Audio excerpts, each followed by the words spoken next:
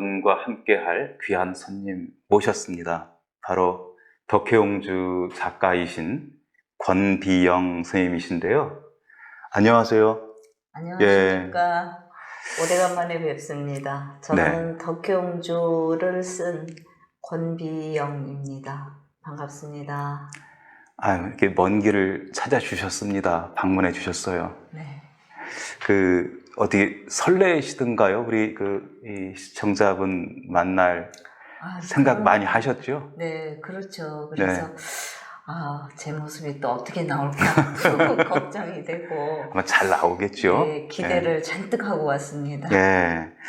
사실 우리 이 시청자분들께서는 이 소설 작품 덕혜옹주를 통해서 네. 책을 통해서 그리고 영화를 통해서 이미 작품에 대한 이야기는 이미 감상 경험을 네. 다 하셨는데 작가님으로부터 직접 육성으로 이 작품에 대한 숨겨진 이야기라든가 네.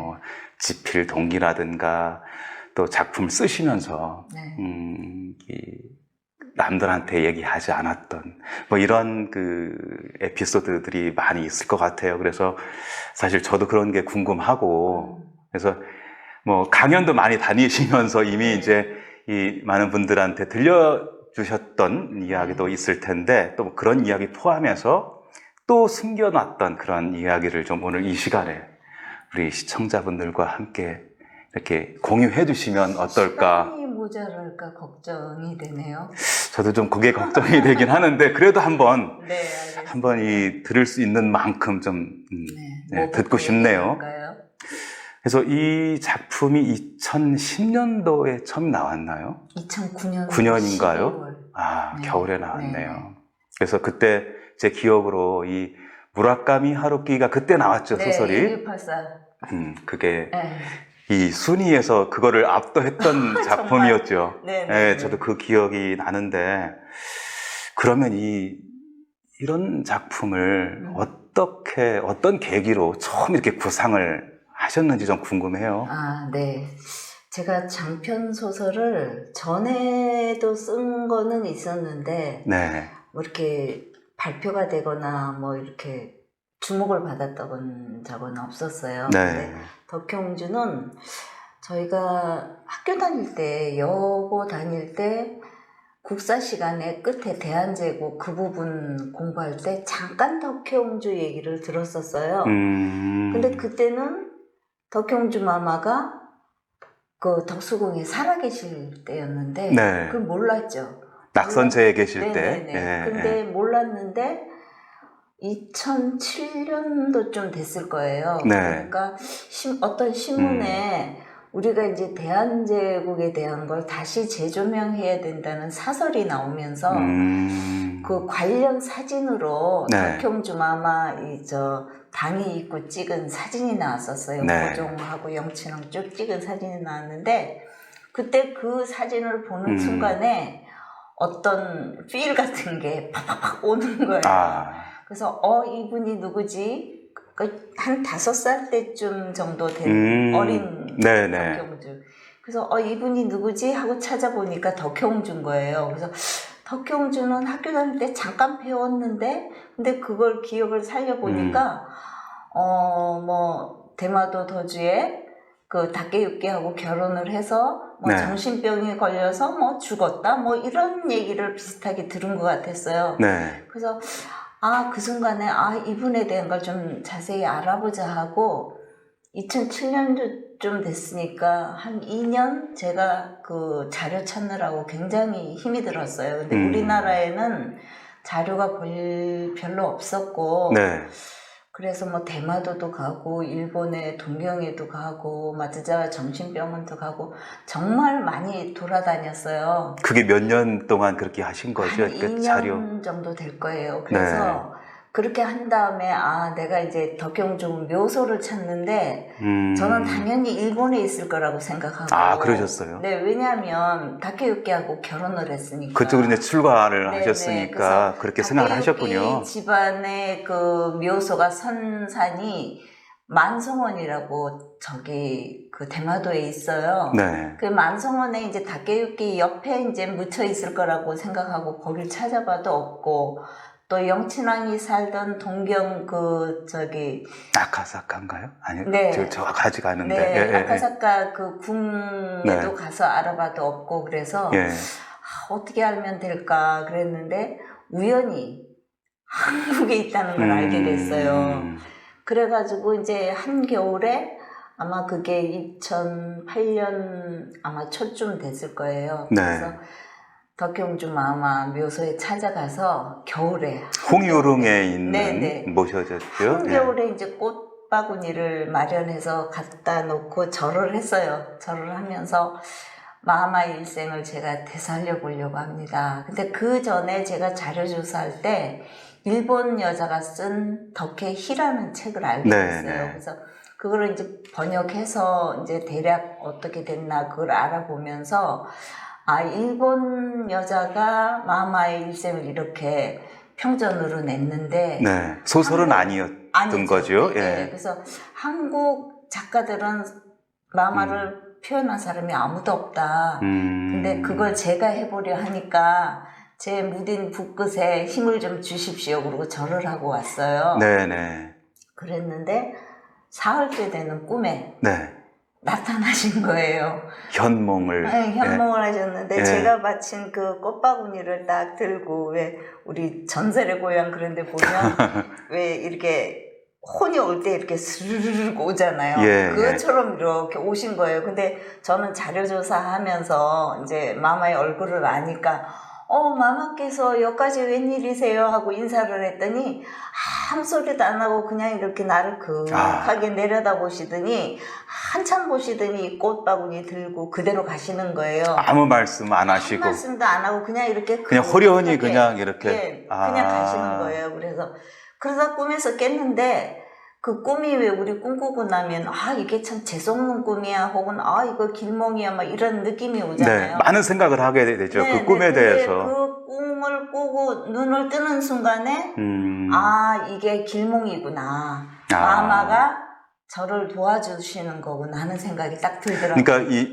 어떻게 보면 신고하러 나 이렇게 썼으면 합니다. 붓끝에 힘을 주십시오라고 이제 묘소를 찾아뵙고 인사를 드렸는데 사흘 후에 네. 꿈에 나타나셔서 아무 말씀 안 하시고 꽃바구니를 제가 바쳤던 그걸 들고 오셔서 그냥 그하게 이렇게 내려다 보시는 게 그 느낌이 그래 네가 나를 살려주려고 그러는구나 열심히 해라 그런 뜻으로 제가 그러고 이제 그럼 바로 이렇게 그때부터 이제 본격적으로 이렇게 집필 작업에 들어가신 건가요? 그래가지고 한 1년 열심히 썼어요. 1년 열심히 쓰고 출판사 계약을 하고 난 후에 또 교통사고가 났어요.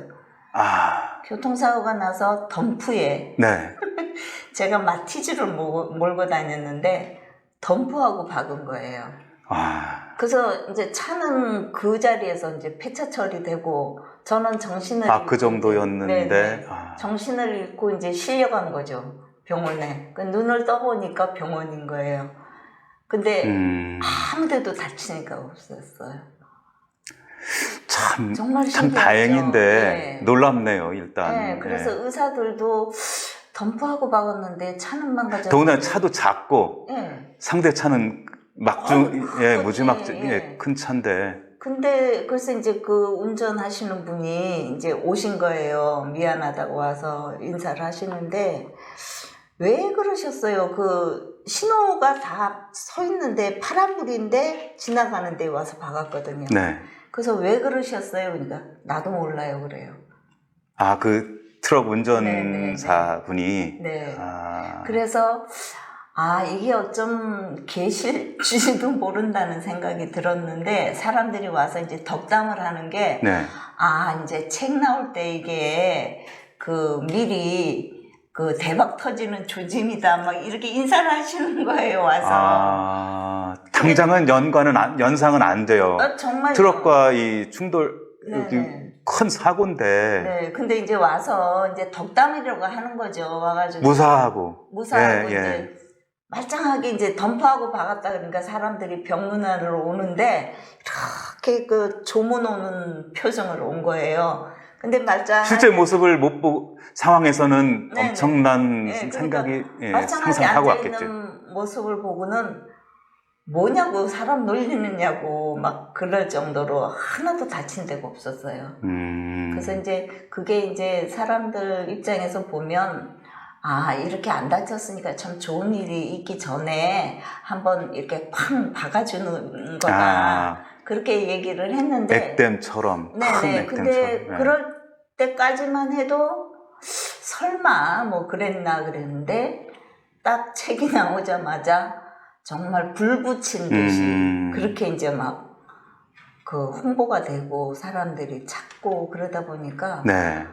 정말 엄청나게 말은 정말 무서운 기세로 네네.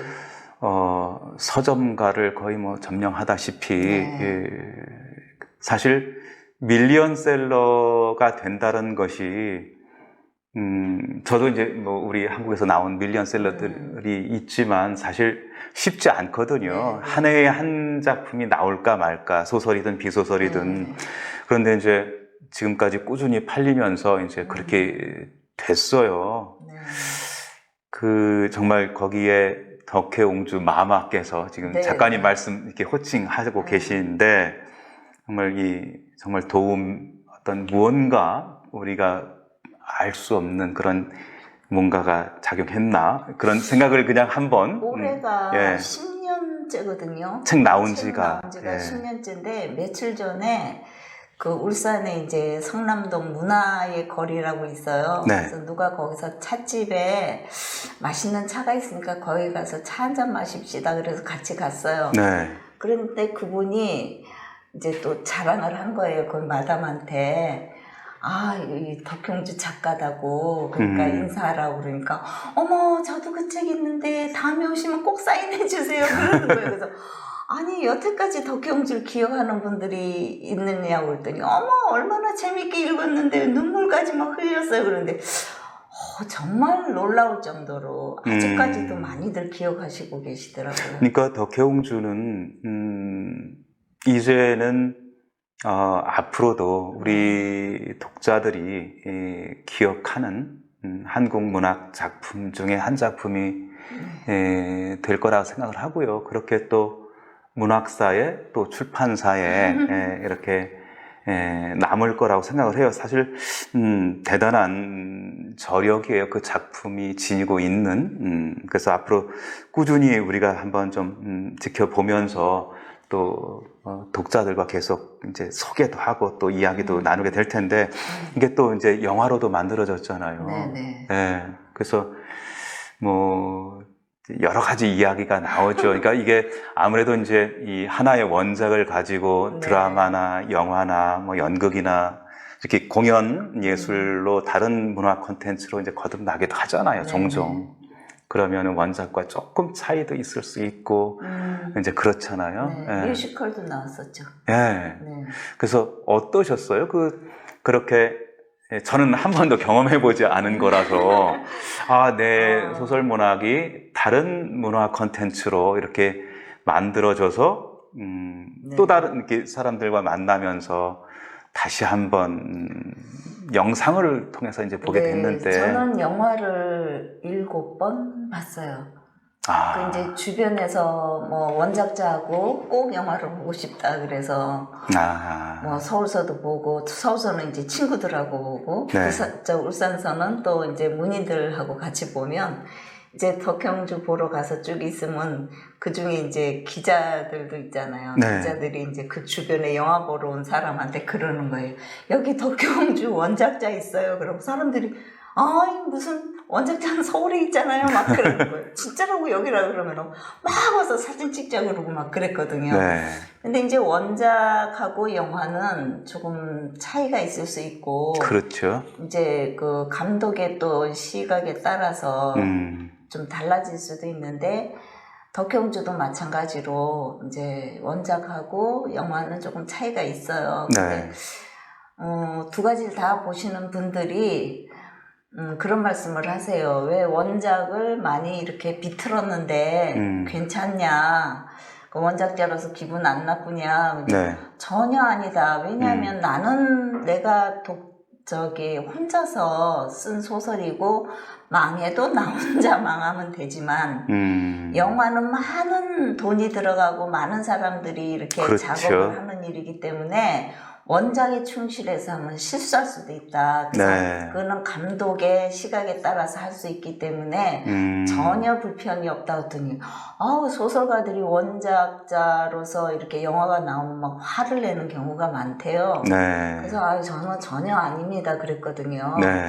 그랬더니 속이 넓은 거예요. 속이 없는 거예요. 그러는 거예요. 근데 정말 또 뜻깊었던 거는 뭐 미국에서 뭐 상영한다, 뭐 일본에서 상영한다 그런 거는 그러려니 했는데 네.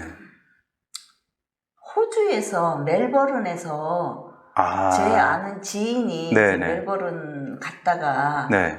영화 상영 포스터를 봤대요. 현지에서. 그러면서 너무 신기하니까 그걸 찍어가지고 권쌤 멜버른에서도 지금 덕혜옹주 하고 있어요. 그러고 보내준 거예요. 그게 정말 인상적이었어. 이게 멜버른까지 갔어. 막 그러면서 정말 좋았었어요. 그때는 호주를 제가 안 가봤을 텐데. 네네. 그 후로 가셨나요? 갔죠. 예. 재작년에 갔다 왔어요. 그래서 그런 거 보면 정말 덕혜옹주가 세계 여러 나라로 많이 영화가 나갔구나. 맞아요. 뭐 영화도 나갔지만 사실 덕혜옹주가 여러 나라에서 이제 번역 출판이 됐잖아요. 그러니까 제가 알기로 뭐 일본, 러시아, 태국, 베트남, 인도네시아 정말 이렇게 동서 여러 나라에서 지금 번역 출판돼서 현지 독자들을 지금 만나고 있는데 사실 이러기도 쉽지가 않아요. 그러니까 그렇죠. 소설 문학과 그러니까 영화가 그 문자와 영상이 다 한국을 넘어서 밖에 많은 독자들과 같이 호흡을 한다는 것은 사실 쉽지 않고 제가 작가라도 굉장히 좀 내 작품도 그렇게 됐으면 하는 그런 좀 부러움. 근데 그렇게 된 데는 한 분의 적극적인 지지와 소원이 있었습니다. 예. 그러면 우리가 좀 여기서 잠깐 쉬었다가 덕혜옹주 작품에 대한 얘기를 조금 더 들어봤으면 좋겠습니다. 네, 알겠습니다. 네.